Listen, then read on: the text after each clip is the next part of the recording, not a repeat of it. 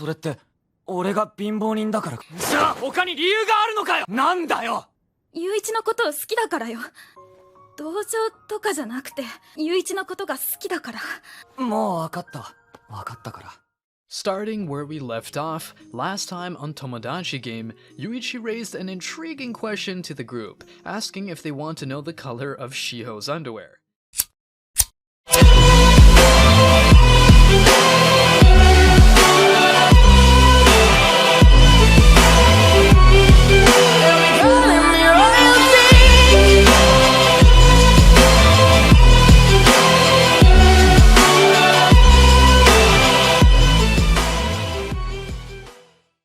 The group hesitates, knowing that their debt will double if they speak up. It seems like someone is attempting to shift their debts to Yutori, and Shuichi realizes this after he speaks up, causing his debt to double and making him the most indebted one. However, Yuichi has a trick up his sleeve. He reveals that his card states a change in rules, and the one with the least debt will face the penalty.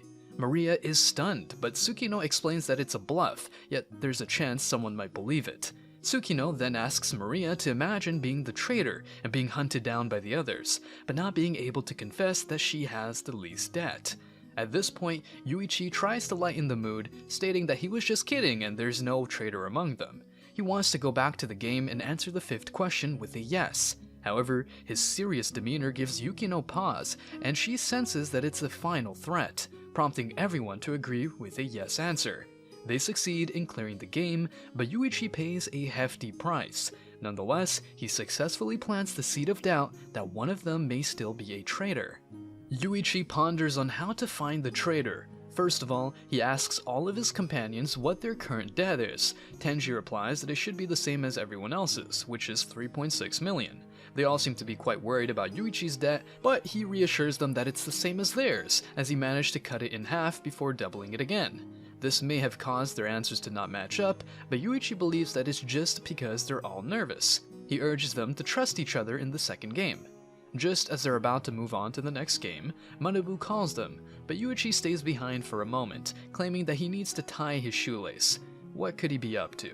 As it turns out, Yuichi doesn't believe that everyone has the same debt. He decides to check their question cards, but he notices that some of the text is starting to disappear. What could this mean?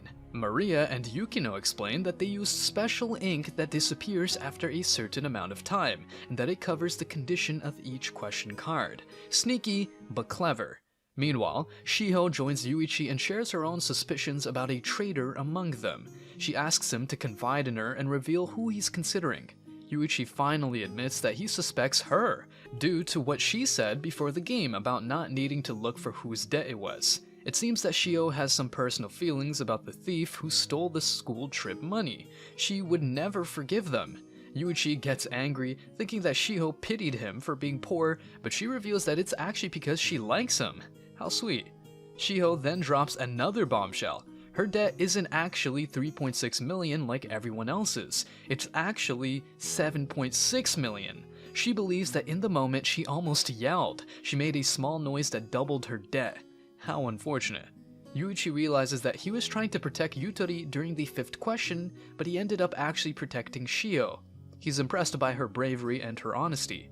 Shiho then declares that she won't betray Yuichi and that she'll believe in him no matter what. What a loyal friend. However, Yukino warns Yuichi that being sharp with money won't be enough to win the game. There are others who are willing to destroy their friendship. As if on cue, they discovered that Tenji was eavesdropping on their conversation.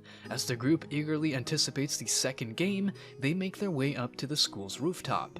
Manabu, known as Manabu-sensei, greets them and reveals that they are all keeping secrets from each other. The excitement builds as he announces that they will be revealing these secrets today.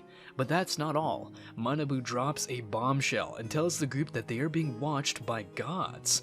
The second game is called Badmouth Sugo Roku, and it's a game where you win by taking your friends to hell. The objective is to write secrets on cards, which can be empty or contain lies. If found to be lying, they start from the beginning, and the number of spaces they move will be determined by the God's survey.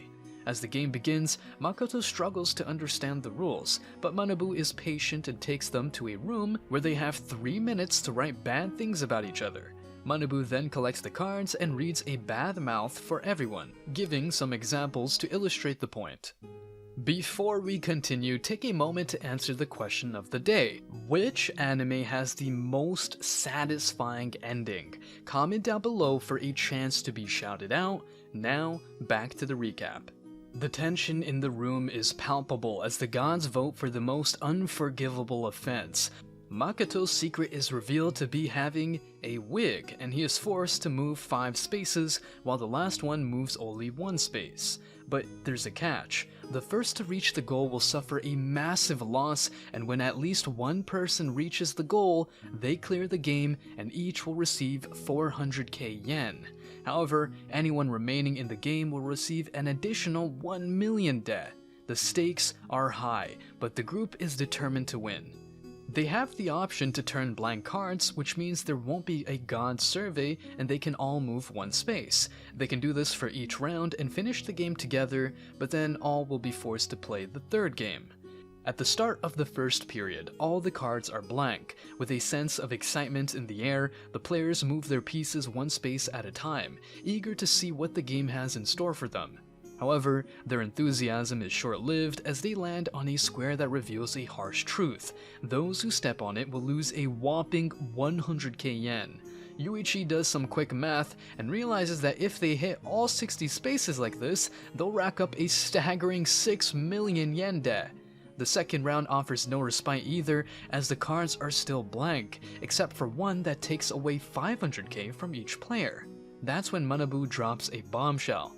All the debt they accumulate during the game will go to the first person to reach the goal. Suddenly, every move counts, and the stakes are higher than ever before. In the 3rd round, things take a more personal turn as one of the cards reveals a secret about Shiho's past. The gods vote to give her an advantage, and she moves ahead 5 spaces, while the others only move 1. However, her luck doesn't last long as she lands on a square that costs her another 500k.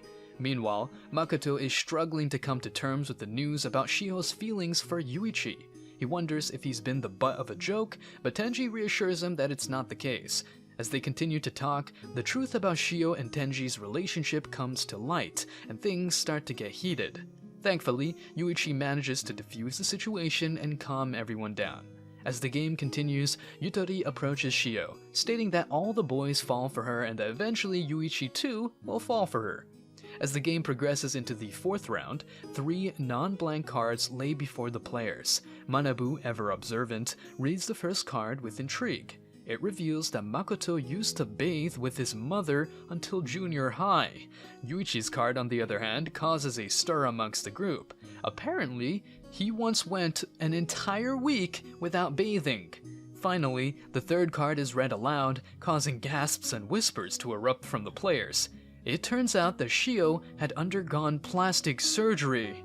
What a bombshell to end off the 2nd episode with. What other secrets will be revealed in the coming rounds? Stay tuned for our next recap of Tomodachi game coming to you soon.